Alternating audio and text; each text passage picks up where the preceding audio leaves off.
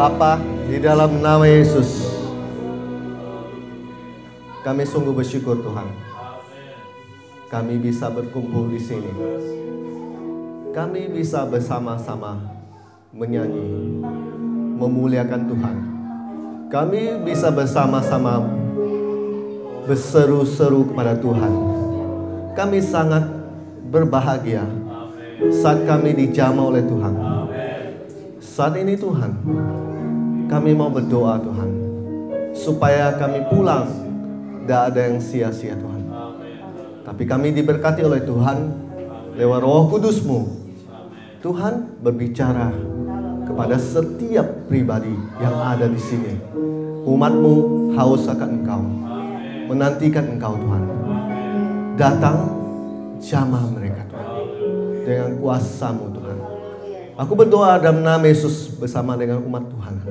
Setiap kuasa, kegelapan dan bentuk apapun di teritorial daerah sini, Tuhan kami ikat, kami patahkan dalam nama Yesus. Tidak ada satupun yang bisa berkuasa sini selain Roh Tuhan Yesus Kristus. Kami izinkan bekerja di tempat ini. Berbicara Tuhan lewat hamba-Mu kepada umat-Mu. Dalam nama Yesus kami sudah berdoa. Amin. Silakan duduk. Puji nama Tuhan. Saya mau memperkenalkan diri. Nama saya Evangelis Hendrik Leverty. Ini istri saya. Ini rekan saya Pandu. Saya baru pertama kali di pulau ini sejak dari 14 tahun yang lalu. Jadi saya bukan orang dari pulau seberang. Saya sebenarnya tempatnya dekat sekali gitu loh. Saya asli dari Singkawang, tetapi SMP saya sudah dipindahkan ke Jakarta karena kenakalan remaja. Jadi saya berada di Jakarta cukup lama, dan dalam jangka 14 tahun ini baru kembali lagi ke tempat ini. Jadi saya sempat bilang sama Tuhan bahwa Tuhan, saya akan melihat tempat ini lagi kalau ada pelayanan buat saya. Dalam arti iman saya sudah Tuhan pulihkan. Karena saya rindu melihat kampung halaman saya, kota Pontianak ini juga. Ya, Tuhan berkati gitu loh. Jadi kita akan melihat firman Tuhan. Kita melihat firman Tuhan di Matius pasal 12. Matius pasal 12 ayat 43 sampai dengan 45. Matius pasal 12 ayat 43 sampai dengan 45. Perikopnya kembalinya roh jahat. Saya akan bacakan.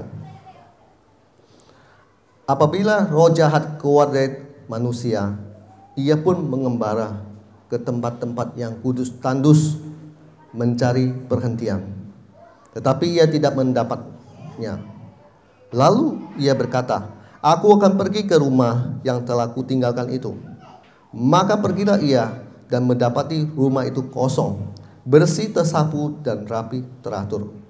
Lalu ia keluar dan mengajak 7 roh lain yang lebih jahat daripadanya, dan mereka masuk dan berdiam di situ.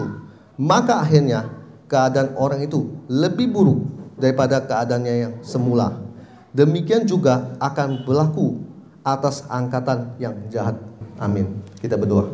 Bapa, urapi firman-Mu. Jadikan firman-Mu remah, hidup.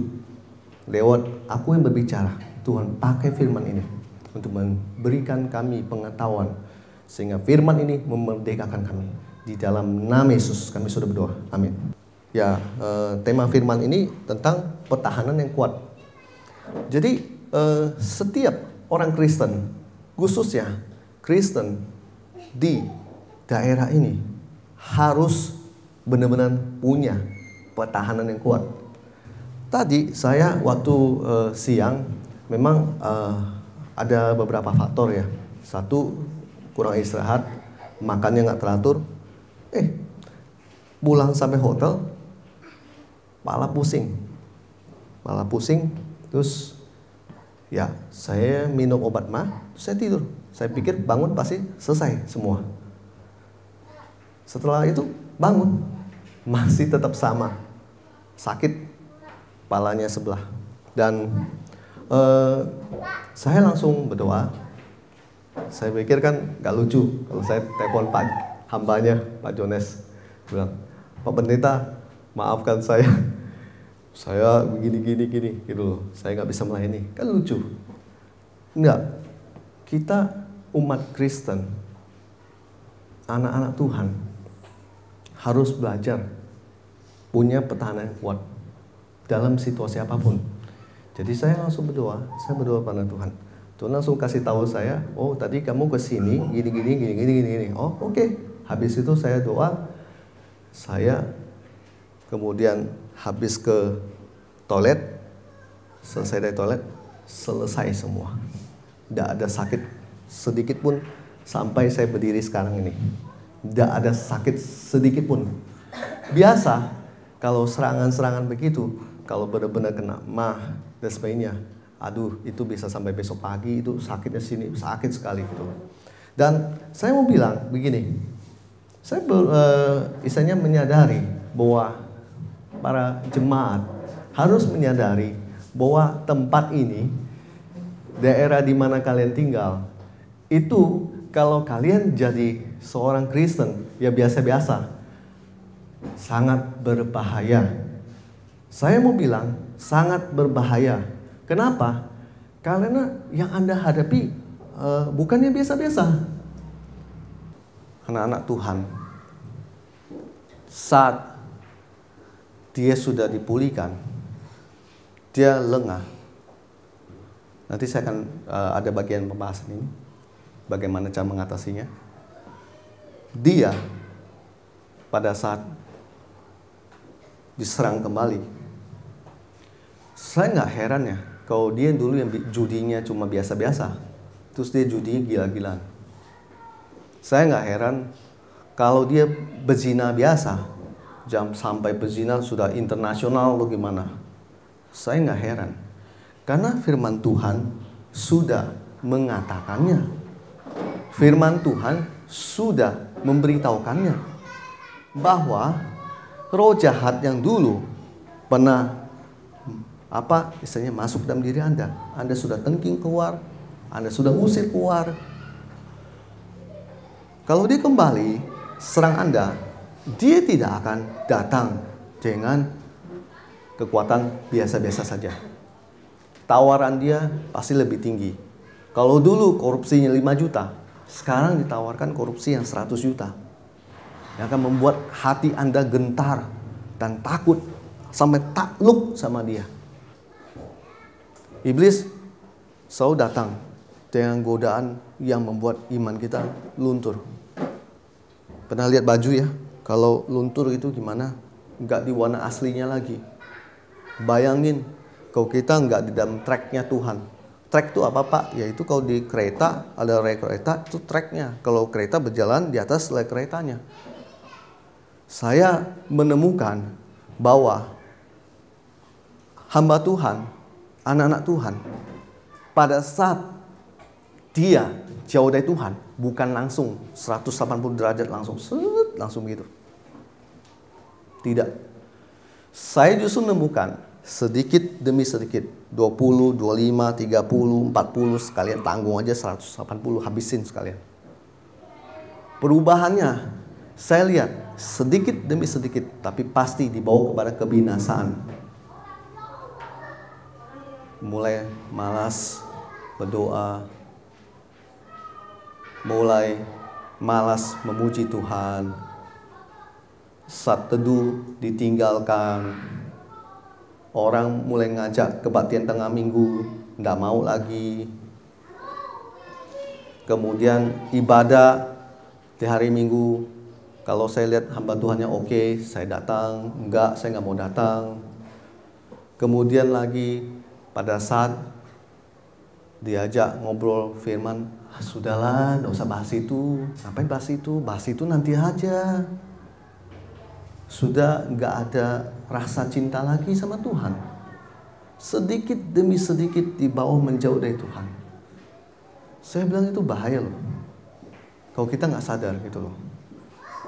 Saya menemukan justru banyak Kristen tuh jatuhnya begitu. Banyak hamba Tuhan jatuhnya begitu.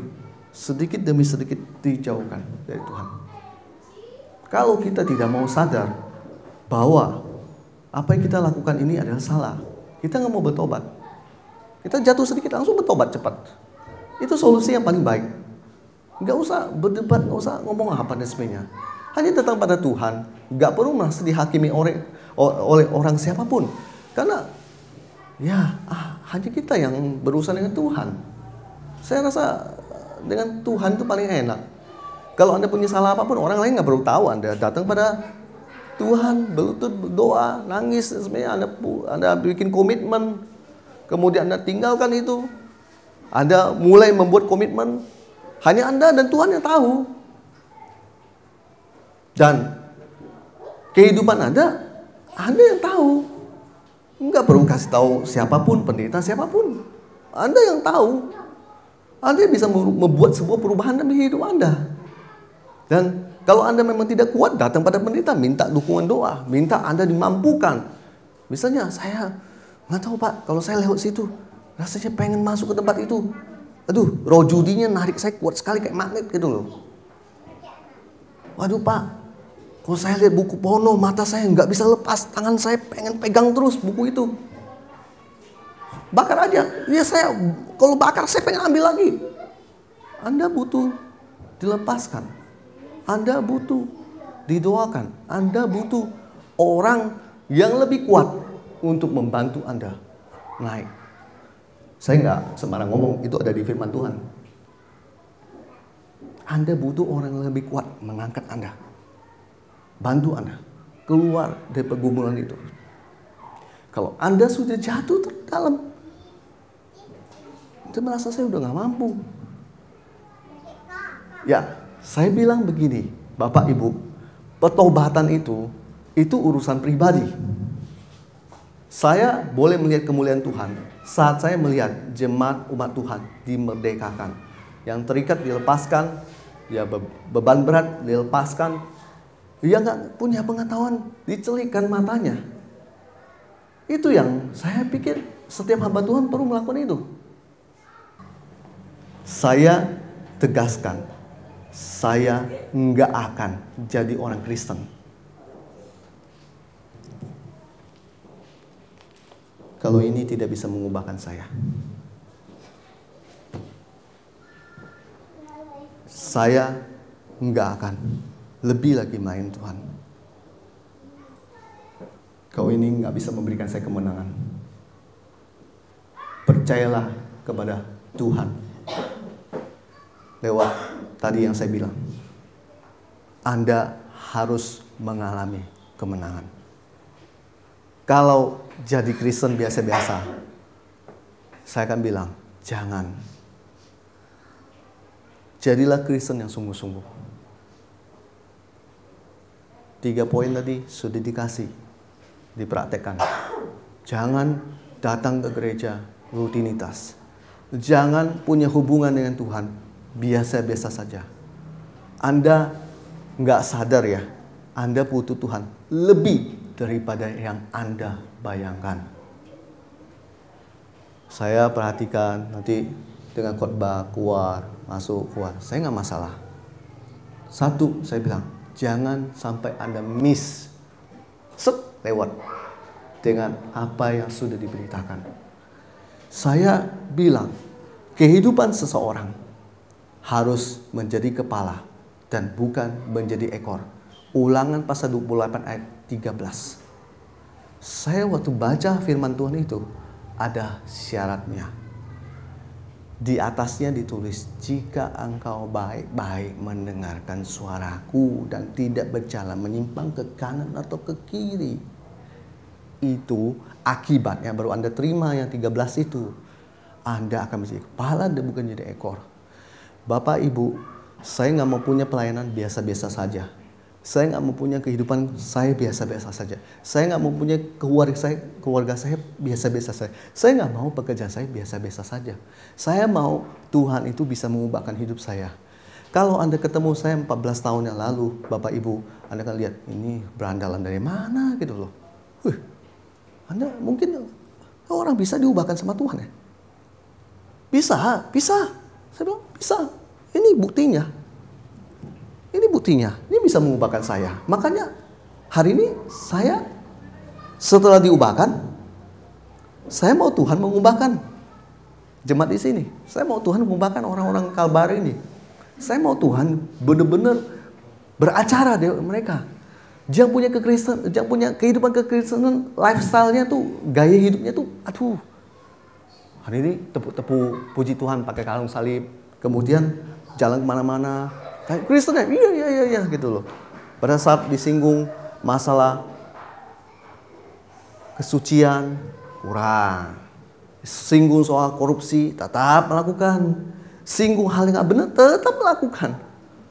Bapak Ibu, biarkan firman itu mengubahkan Anda. Simpan dalam hati Anda. Seperti di Mazmur pasal 119 itu. Simpan dalam hati Anda. Simpan dan biar firman itu mengubahkan hidup Anda.